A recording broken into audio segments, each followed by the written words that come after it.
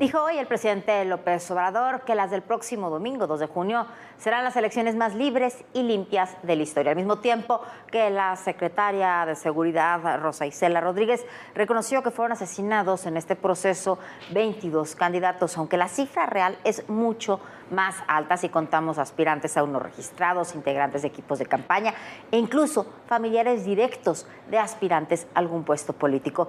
Lo cierto es que esta será la elección más violenta de la historia reciente en México, porque este mismo martes 6 candidatos y sus equipos sufrieron ataques. Estamos hablando de estados como Puebla, Tamaulipas, Jalisco, Morelos, Chiapas, el Estado de México. 2 personas perdieron la vida. Ha habido también numerosas irregularidades desde los tiempos y el financiamiento de campaña vulnerados por todos los partidos, hasta la intervención abierta del presidente López Obrador, que ha generado por lo menos 53 ocasiones en que el presidente se ha adoptado, el INE ha pedido medidas cautelares contra intervenciones presidenciales, pero en términos legales no ha pasado absolutamente nada. Y no olvidemos la propia desorganización y división interna del INE desde la llegada a la presidencia del Instituto de Guadalupe Tadei, que ha puesto por primera vez en riesgo capítulos operativos claves de la propia elección.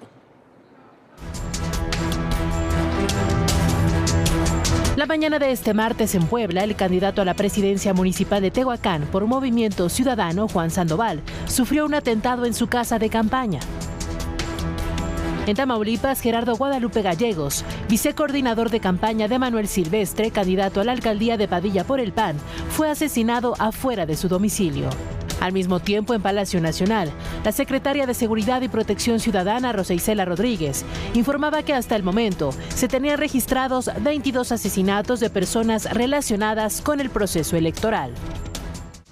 Ante los cuestionamientos sobre el contraste de los registros con el seguimiento elaborado por organizaciones civiles, el presidente López Obrador dijo que hay interés en algunos sectores por magnificar la violencia. Los homicidios tienen que registrarse. No hay cifra negra. Consideramos que van a ser unas elecciones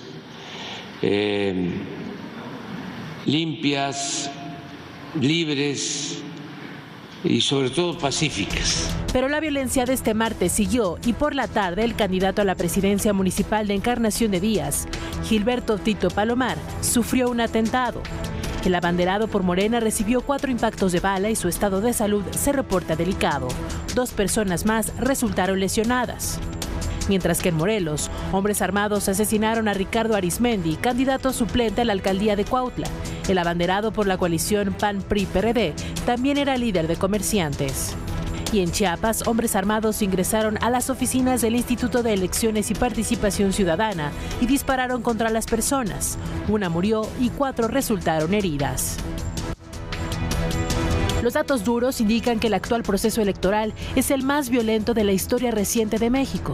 La organización Causa en Común indica que 56 actores políticos han sido asesinados, 32 eran aspirantes y candidatos, mientras que 24 se desempeñaban como funcionarios.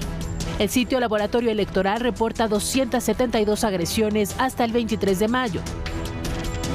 A la cobertura nacional de los incidentes relacionados con la violencia electoral, se suma el seguimiento internacional que han dado medios de comunicación, sobre todo en Estados Unidos, donde también cuestionan la efectividad de la estrategia de seguridad para contener este problema.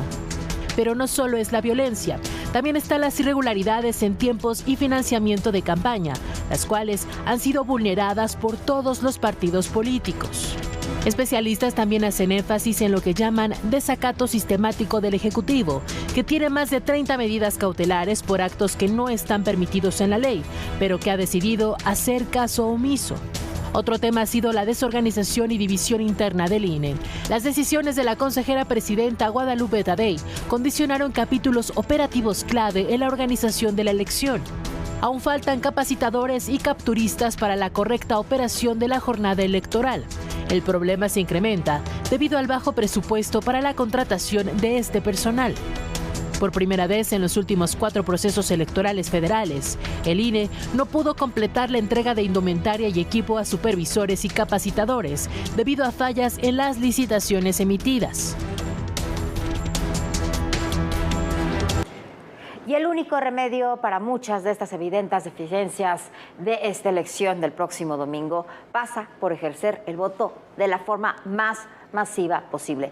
No solo para elegir presidenta, sino para elegir los más de 20,000 cargos públicos que están en juego. Son muchísimos, es la elección más grande de la historia. Y este domingo hay que votar para poder decidir. Vote por quien quiera, pero hágalo. Acompaña a los suyos, llenemos las urnas y bueno, que salgamos todo México a votar. Sí, eso es el único remedio que hay para esta situación, es ir a votar. Y hay deficiencias en la elección, por supuesto que hay deficiencias. Yo creo que organizativamente es de las mayores deficiencias que hemos tenido en términos organizacionales. ¿Hay problemas de violencia? Sí, estas son las elecciones más violentas que hemos tenido. ¿Ha habido intervención del gobierno en las elecciones? Claro que ha habido intervención del gobierno en las elecciones, pero lo importante, como decía Viviana, es votar y es llenar las urnas de votos. Eso terminará siendo lo que marcará la trascendencia de esta elección. Y ha llamado mucho la atención la renuncia, ayer lo platicábamos, de Alejandra del Moral al PRI, su súbita conversión como partidaria de Claudia Sheinbaum, pero es parte de un movimiento mucho más amplio de funcionarios, sobre todo de la administración Peña Nieto, que han terminado con Morena. Es un realineamiento al que hay que prestarle atención, no solamente por la elección, sino por lo que pasará después de la elección. En el caso de Alejandra del Moral, que hizo una buena campaña hace apenas un año en el Estado de México, la negociación no comenzó hace unos días, comenzó en enero, cuando tuvo ofrecimientos ya del equipo de Claudia de candidaturas al Senado. Se habló en ese momento, ya sea por Morena o por el Verde. El ex gobernador del Estado de México, Alfredo del Mazo, y el ex de Oaxaca esperan los dos posiciones con Claudia Sheinbaum. Están prácticamente en los hechos. Ya Murat iba a ser legislador, después hubo una serie de movimientos, pero los dos esperan posiciones. Erubiel Ávila, que fue senador, antes de eso fue el sucesor de Peña Nieto en el gobierno del Estado de México, será candidato a diputado federal por el Verde. Claudia Ruiz Massieu, que fue canciller, presidenta del partido, una mujer muy preparada, dejó el PRI para irse a Movimiento Ciudadano. Quirino Ordaz, el ex gobernador de Sinaloa, ahora es el embajador de México en España, inmediatamente después de las elecciones. Claudia Pavlovich es la cónsul, la gobernadora de Sonora, es la cónsul en Barcelona. Omar Fayad, el ex gobernador de Hidalgo, que dijo que él no tenía ningún mérito para ser embajador, bueno, es embajador en Noruega. Marco Mena, el que fue gobernador en Tlaxcala, un buen gobernador en Tlaxcala, terminó ahora de director de la Lotería Nacional. Carlos Joaquín, ex gobernador de Quintana Roo, está ahora de embajador en Canadá.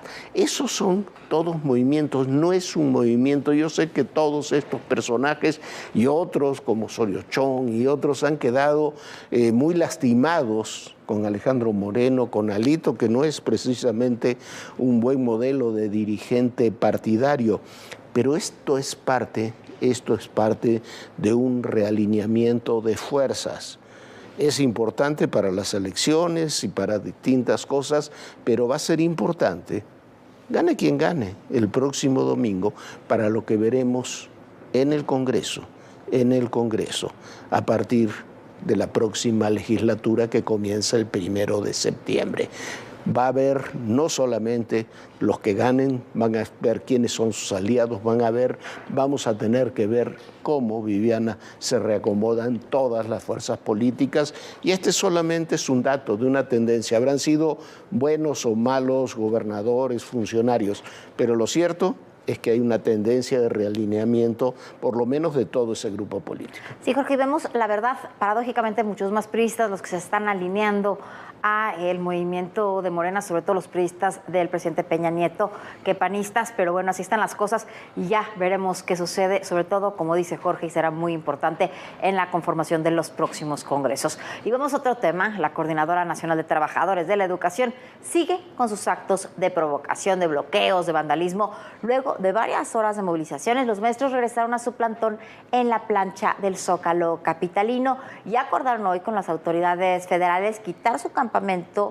Se supone que solamente para un día o dos regresarán para permitir que se lleve a cabo el cierre de campaña de la candidata Claudia Sheinbaum. Esta es la historia.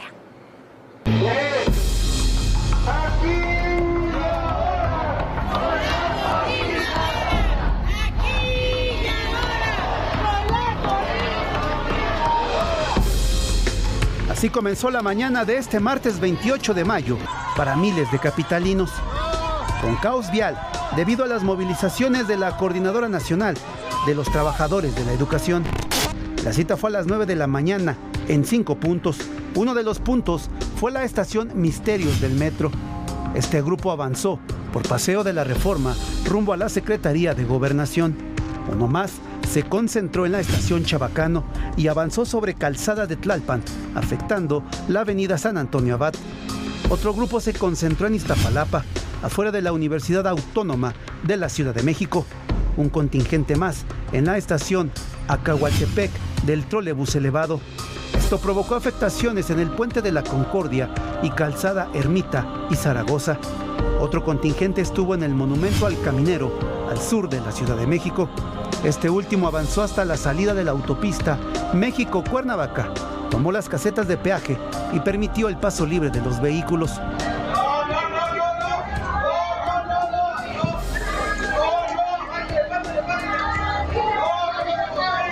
Previo a las movilizaciones, los líderes de la CENTE confirmaron que no se iban de la plancha del Zócalo.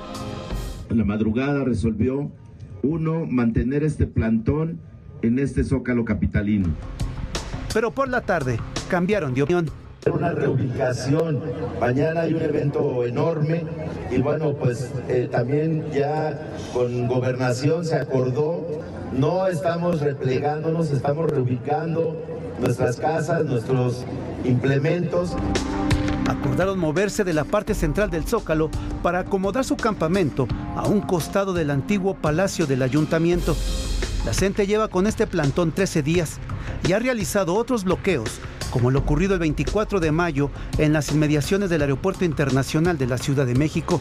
Un día antes, varios grupos acudieron a las sedes nacionales del PRI, PAN y PRD, Movimiento Ciudadano y Morena para quemar propaganda política y vandalizar los inmuebles. Hasta el momento no hay detenidos, mientras que en Chiapas continúa el desabasto de gasolina, también por el paro de la CENTE. Automovilistas han hecho largas filas en las pocas gasolineras abiertas. En los municipios de Ocosocuautla, San Cristóbal de las Casas, de Riozábal, Cintalapa y Tuxtla Gutiérrez. El desabasto de combustible persiste debido a que los integrantes de la CENTE mantienen bloqueada la estación de distribución de Pemex en Chiapas. Medios locales informan que a las orillas de la capital, algunas estaciones han empezado a surtirse con pipas que llegan de Veracruz. Pero para poder cargar combustible, la espera es mayor a una hora. Y bueno, en todo esto, la coordinadora siempre ha terminado haciendo el trabajo sucio de la política nacional. No, todos sus integrantes, sus dirigentes. Hablando de Chiapas, hoy hubo un enfrentamiento en Chiapas también entre militantes, en Simojovel, entre partidarios del Partido Verde y de Morena que van separados, no para gobernador, pero para el resto de los cargos van separados en Chiapas, donde hubo también un muerto. Y mientras tanto siguen apareciendo propiedades extrañas de distintos candidatos. En redes sociales exhibieron la mansión que posee el candidato del PRI, el PAN a la alcaldía de Reynosa, Luis el Cachorro Cantú, en la ciudad tejana de McAllen. El candidato posee una gran propiedad en la avenida Dade Palm, una propiedad muy grande, construida en dos lotes conjuntos, el 4207 y el 4208 en esa avenida de McAllen. Paradójicamente, es una propiedad enorme. Paradójicamente, una institución financiera está demandando al mismo candidato por una deuda de $1 millón. Estos son los rostros de algunos de nuestros políticos y después quieren que creamos en ellos. Del que somos el primer país exportador. ¿Renunció por qué? Porque no estaba de acuerdo. La magnitud que ha tenido el narcotráfico mexicano. Las confrontaciones, las reacciones.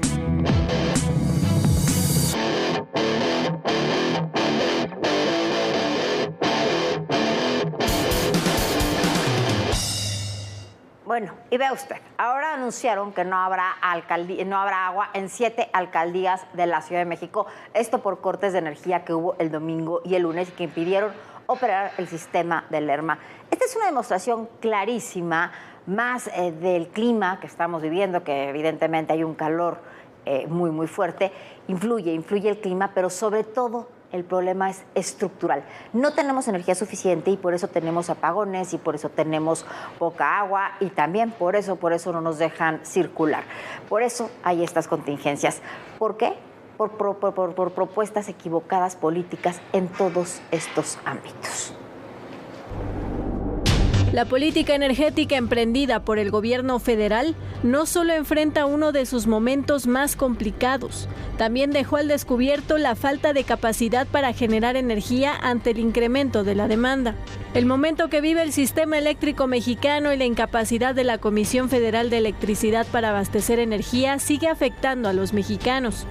El sistema de aguas de la Ciudad de México anunció que debido a las intermitencias en el servicio eléctrico ocurridas en el sistema Lerma en días pasados, se reducirá el suministro de agua en 7 alcaldías. Las demarcaciones afectadas son Álvaro Obregón, Azcapotzalco, Benito Juárez, Coajimalpa, Miguel Hidalgo y Venustiano Carranza. SACMEX informó que el problema relacionado con las fallas eléctricas se atendió y resolvió desde el lunes en colaboración con CFE. Según el reporte, las fuertes lluvias del fin de semana causaron el daño. Lo cierto es que, de acuerdo con el gobierno federal, los problemas en el sistema eléctrico mexicano fueron causados primero por las altas temperaturas que provocaron un aumento en el uso de dispositivos como sistemas de aire acondicionado o ventiladores, y después fue el viento, y ahora la lluvia. El clima influye, pero el problema es estructural. Los apagones son resultado de una mala gestión en la planeación del sector y por la falta de inversión. A la falta de nuevas plantas de generación eléctrica se suma la negación de permisos al sector privado. La CFE no invierte en redes de transmisión y nadie puede intervenir debido a que la normativa actual indica que la construcción de este tipo de infraestructura es obligación exclusiva del Estado. El intenso calor es uno de los causantes de las contingencias ambientales por contaminación, que impide circular a una parte de los automóviles, aunque sean de modelo reciente. Especialistas ponen en duda la eficacia de esta medida. A falta de una política ambiental eficiente en el Valle de México que atienda de fondo el problema, se le carga la mano a los automovilistas que cumplen sus obligaciones y tienen en buen estado sus vehículos. Desde 1993, la Comisión Metropolitana de la Ciudad de México evaluó el programa y estableció que era inútil. Sin embargo, entregaba excelentes resultados en materia recaudatoria, debido a las multas, la compra de vehículos y el pago de impuestos que implica. Bueno, cuando no es el viento, es el calor, cuando no es la sequía o cuando no son las lluvias, el gobierno nunca admite que tiene un solo problema. Lo cierto es que no tenemos energía, no tenemos suficiente energía porque no hay suficiente gas y porque no se invierte y porque no se permite la inversión privada en la generación, mucho menos en la distribución. Por eso no tenemos problemas de agua, porque tampoco se invierte en el agua y porque cuando se corta la energía los sistemas de bombeo, como hemos visto aquí en la Ciudad de México, como han visto muchas ciudades de la República, tampoco funcionan. Eso provoca a su vez, tenemos muchos problemas de contaminación, por supuesto, pero entonces se tratan de solucionar como se hace en la Ciudad de México, con dobles, hoy no circulas, con medidas de contingencia, cuando no sirven en realidad. está demostrado para nada. Porque cuando tuvieron éxito en 1989, fue porque al mismo tiempo, después de eso, se cancelaron los trabajos, dejó de funcionar la refinería de Azcapotzalco. Hoy, por ejemplo, con la refinería y la planta que hay ahí en Tula, que son los principales contaminantes, no se hace absolutamente nada. No hay políticas para combatir la contaminación, no hay políticas para el abasto de agua suficiente y no hay políticas energéticas que permitan que tengamos una energía suficiente y limpia. Siempre es culpa del viento, del agua, de algo que nunca el gobierno reconoce que sus políticas son insuficientes. El presidente López Obrador dijo hace unas 3 semanas que ya no iba a haber problemas de energía, ni apagones, ni problemas de agua, y lo seguimos teniendo un día sí y el otro también. Bueno, Jorge, pero más todo hay un tema muy claro y como dices tú, son las políticas públicas, sobre todo las políticas que se han empleado en este sexenio parecidas a las de los años 70. No hay energías, no se ha invertido en energías limpias, se cancelaron todos estos proyectos de gas, hay problemas con todas estas energías de viento y bueno, ¿a qué se le está apostando? A refinerías, a seguir usando el uso del carbón, del petróleo. Y hoy Pemex, imagínense nada más, cuesta más extraer un barril y después convertirlo en gasolina que simplemente no hacer nada. Se está perdiendo dinero por producir gasolina. Es una tragedia y bueno, entre más energías sucias tengamos, entre más nos cuesten, menos dinero vamos a tener para invertir en energías limpias y sobre todo en infraestructura, como decimos que es importantísima, la infraestructura para el agua. Y hoy, en otro tema, concluyeron los alegatos de los fiscales y abogados defensores en el juicio contra Donald Trump que se lleva a cabo en Nueva York.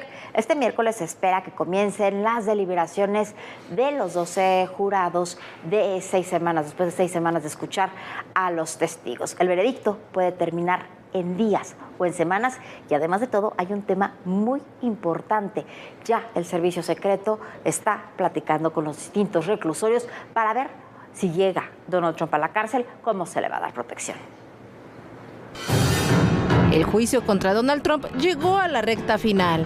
Este martes concluyeron los alegatos de la Fiscalía de Nueva York y la defensa del expresidente estadounidense. La defensa, encabezada por Todd Blanchett, inició sus argumentos finales con el objetivo de desbaratar los testimonios y evidencias de cada uno de los testigos presentados por la Fiscalía. Se trata del juicio por el uso de recursos de la campaña de Trump en 2016, con la que buscaba silenciar su encuentro sexual con la actriz de cine para adultos Stormy Daniels, ocurrido en 2006. Trump enfrenta 34 cargos por fraude fiscal. Este miércoles se espera que el jurado reciba instrucciones por parte del juez Juan Merchan sobre lo que se puede considerar evidencia y los requisitos que deben tener para responder el cuestionario antes de iniciar las deliberaciones sobre si hallan o no culpable a Trump. Un veredicto podría tardar días o semanas. Los 12 integrantes del jurado deberán alcanzar un acuerdo de manera unánime. La defensa deberá convencer a tan solo un jurado de la inocencia de Trump, mientras que la Fiscalía deberá convencer a los 12 jurados de la culpabilidad para obtener el veredicto que busca. Trump declaró que este día representa una sombría etapa para Estados Unidos. Very sad day. This is a dark day in America. We have a rigged court case that should have never been brought. And it should have been brought in another jurisdiction. As you know, we asked for that, and the judge never allows us anything. Afuera del tribunal, el actor Robert De Niro, acompañado por policías, se acercó a la multitud a la que enfrentó y criticó por defender al expresidente. A esta sesión también llegaron la mayoría de los hijos de Trump y algunos republicanos. Su esposa Melania fue la gran ausente. El fiscal Alvin Bragg, a cargo de la investigación contra Trump, también se hizo presente.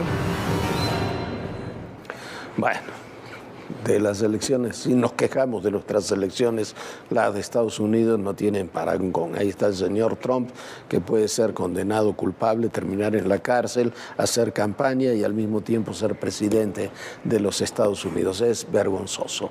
Hoy España, Noruega e Irlanda reconocieron al Estado palestino. La medida puede estar bien, para muchos y el problema de los dos estados es, me parece, la única solución posible que puede tener, no, por lo menos salida, no solución al conflicto de Medio Oriente. El problema está que el reconocimiento que hacen estos tres países es reconocer el Estado palestino en los límites que se establecieron en 1967. Eso, en lugar de solucionar, complica aún más el tema, porque de 1967 a la actualidad ha habido muchos cambios. Para la mayoría de las naciones, el Plan Clinton, que fue firmado por Yasser Arafat y Shimon Peres en el 98-99, tiene muchas más posibilidades porque establece medidas, establece territorios mucho más definidos, por lo menos para comenzar a negociar. Los territorios que había en 1967 es literalmente imposible que se reconozca en esos territorios un Estado palestino. Entonces es una medida, la que toman España, Irlanda, mucho más declarativa en realidad, una posición mucho más política que una salida efectiva. Ya nos vamos, Viviana, el tema da para muchísimo más. Ya nos vamos, Jorge, mucha información todavía, lo esperamos mañana en punto de las 11 de la noche. Descanse, sueñe bonito. Bonita noche, Jorge. Muy buenas noches, Viviana, y recuerden, el poder y en la política todo, pero absolutamente todo, es personal. Gracias, buenas noches.